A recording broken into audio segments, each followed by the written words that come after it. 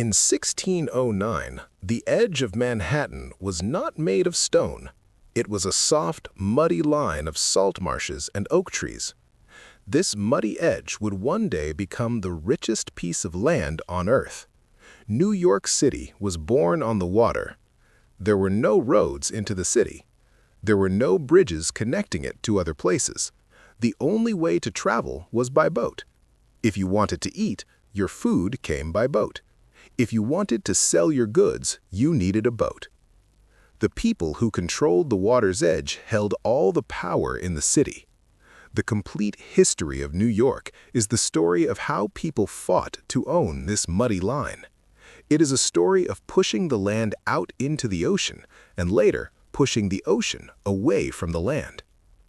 The Dutch built their homes near the southern tip of Manhattan. They chose the East River for their early shipping. The East River is not actually a river. It is a tidal strait. The water there is calm. The tall hills of Manhattan blocked the strong winds from the ocean. This made the East River a perfect, safe parking spot for wooden ships. The early settlers felt a deep fear of the wild ocean. The Atlantic Ocean was a grave for many wooden ships. Storms came without warning. The wind could snap thick wooden masts in half. The sailors needed a safe hiding place from the angry waves. The East River gave them a shield from the dangers of the open sea. The Dutch traders looked at the thick forests and wondered what wealth lay inside. They walked into the wild woods and found beavers. They wanted to know how much money these furry animals could bring from Europe. European hat makers paid high prices for beaver fur. The traders wanted to see just how many pelts they could pull from the American woods. The natural shore was a quiet place of clean water and singing birds. The trading post became a loud, dirty place of shouting men, sawing wood, and firing guns. The soft mud was replaced by hard wooden planks. The peaceful forest edge was replaced by a busy, noisy human machine. The beaver population in the New York area was destroyed in just a few decades. The animals that built the first wealth of New York were completely wiped out. The natural resource was gone forever. The city had to find a completely new way to make money to survive. The shift from beaver pelts to general maritime shipping changed the edge of the city. Ships started bringing timber, flour, and iron. The small wooden docks could not hold the larger ships. The city needed a bigger waterfront. In 1731, the British governor John Montgomery signed a new law. This law was the Montgomery Charter. The charter gave private citizens the legal right to build their own wharves. Before this law, the water belonged to everyone. After this law, the water belonged to the men who could build the fastest. Private merchants rushed to the East River. They drove thick wooden poles into the mud. They built solid wooden platforms over the water. Then they needed more space. They began to fill the shallow water with garbage, dirt, and rocks. They threw away broken carts, old pipes, and animal bones to make new land.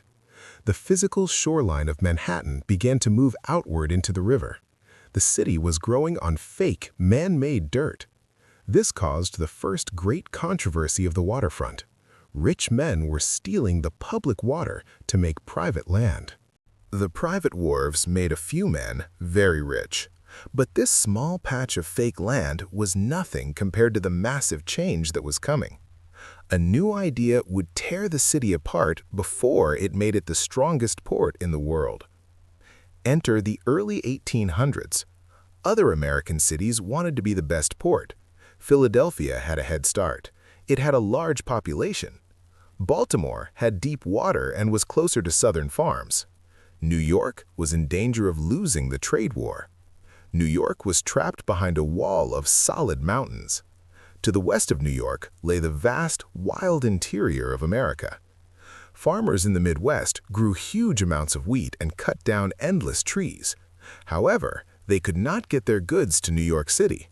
It cost too much money to move heavy wagons over the rough mountain roads.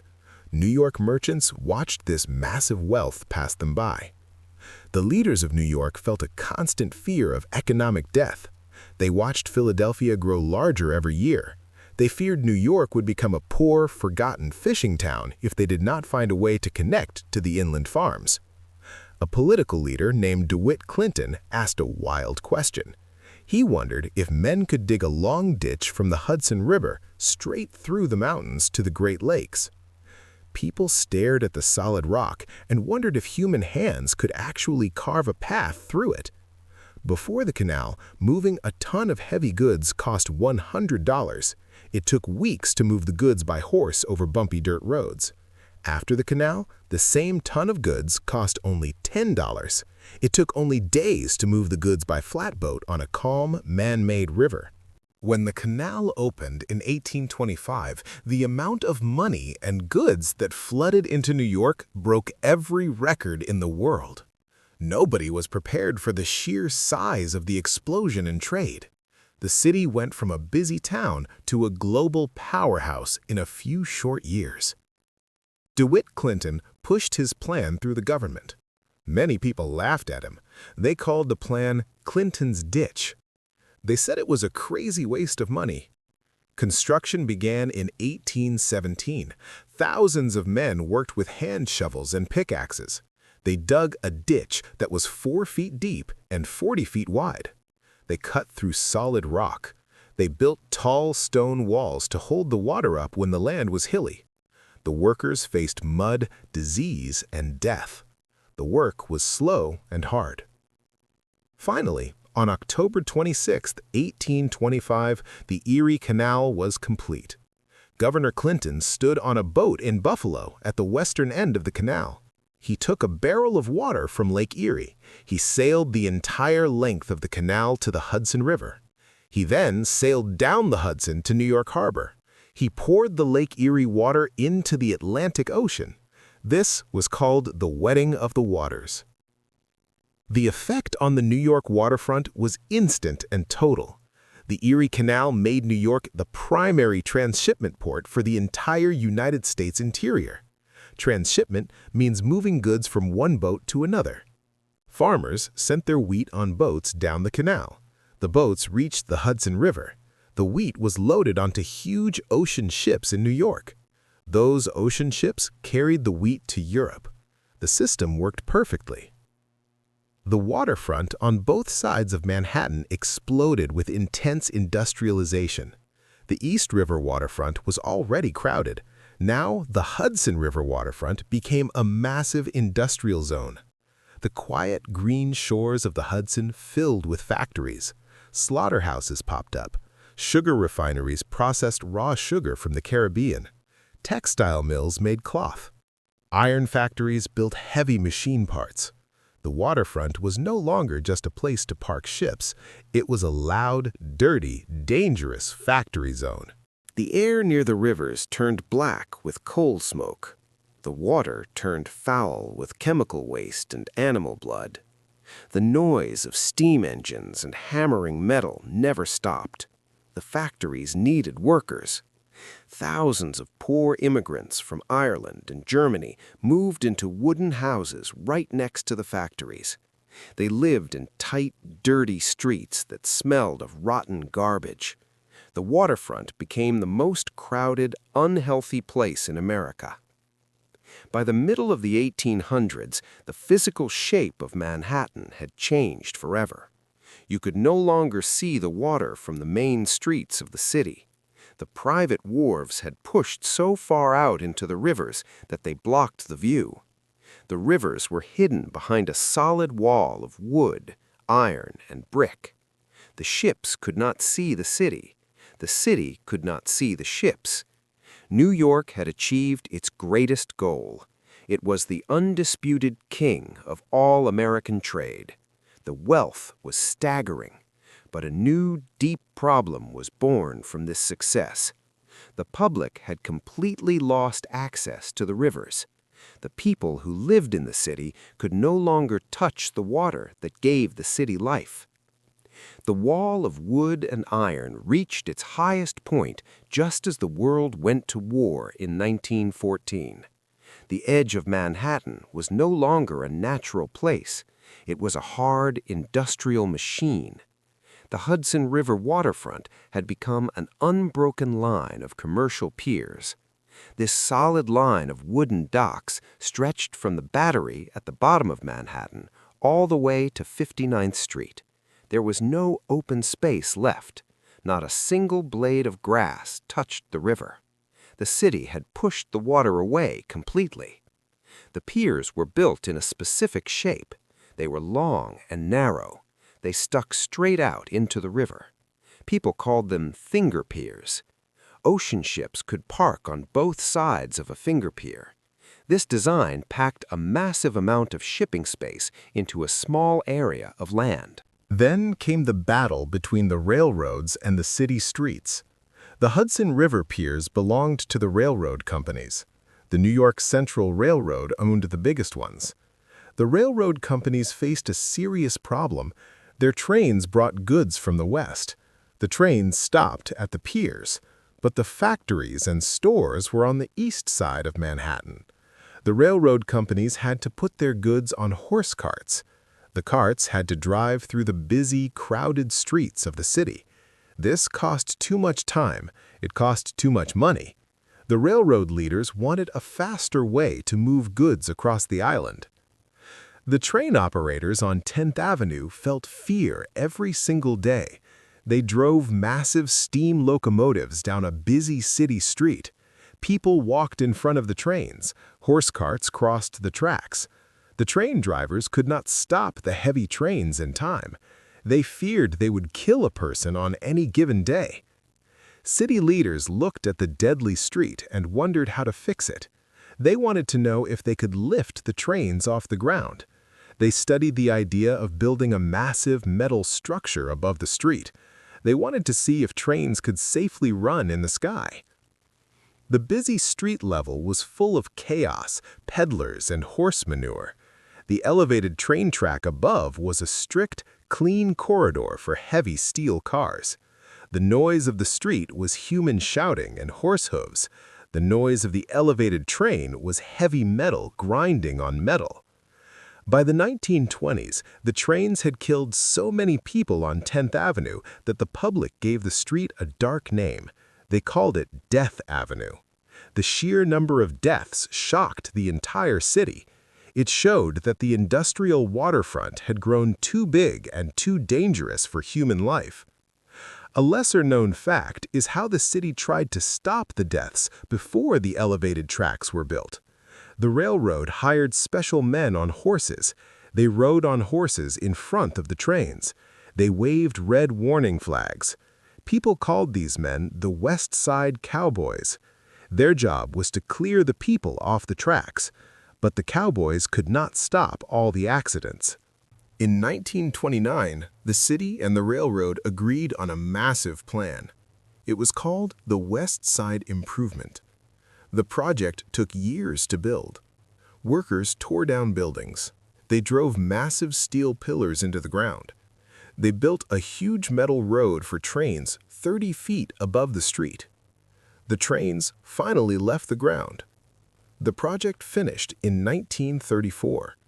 The railroad also built a new main terminal. They built it right over the water at 30th Street. It was a massive brick building. It had no windows on the outside. The trains drove straight off the elevated track and into the building. The building sat on a platform built over the Hudson River. This was a major turning point. It showed that the city would do anything to keep the waterfront working. It also showed that the waterfront was now completely separated from the normal life of the city. During this peak time, a specific type of work ruled the piers. The ships did not carry boxes in neat stacks. The ships carried what people called break bulk cargo. This meant the cargo was a mess of separate items. A single ship might hold barrels of flour, bags of coffee, and crates of machinery. Longshoremen had to load and unload every single item by hand. The longshoremen were tough men. They used a strong canvas hook. They put the hook over their shoulders. They put the sharp metal point into the cargo. They carried heavy loads up narrow wooden ramps. The work was brutal. Men lost fingers. Men fell into the dark water. The ships had deep, dark cargo holds. The men worked in the dark holds by the light of small electric lamps. The entire system relied on thousands of human bodies working fast in a tight, crowded space. The Manhattan finger piers were perfect for this exact type of work. The system made huge amounts of money, but the system was very fragile. It depended on cheap human labor. It depended on keeping the ships close to the crowded city streets. This perfect balance was about to break. A quiet change was happening in the shipping world. A change that would render the massive brick buildings and the wooden finger piers totally useless. In the 1950s, the shipping companies faced a new problem. The longshoremen had strong labor unions. The workers demanded higher pay. They wanted safer conditions. When the workers were unhappy, they went on strike. When the longshoremen struck, the ships sat still at the piers. The cargo rotted. The companies lost millions of dollars. The shipping company owners felt a deep need to replace the human workers. They wanted a system that did not require thousands of men with canvas hooks. The shipping company owners felt deep fear of the labor strikes in the 1950s. The workers held complete control over the piers. When the workers stopped working, the ships sat still. The owners feared they would lose all their money if the strikes did not end. A man from North Carolina named Malcolm McLean looked at the loading process and asked a simple question. He wondered why workers had to lift each wooden box one by one. He wanted to know what would happen if they put the boxes in a big metal box and lifted the whole metal box at once. The old way of loading a ship took weeks and required hundreds of sweating men carrying heavy loads on their backs. The new way loaded a ship in a few hours using large metal machines. The old ships had tall masts and narrow hulls. The new ships had flat decks and no masts. On April 26, 1956, Malcolm McLean sent a modified oil tanker ship out of Newark, New Jersey. The ship was called the Ideal X. It carried 58 large metal shipping containers. This single trip completely destroyed the traditional shipping industry.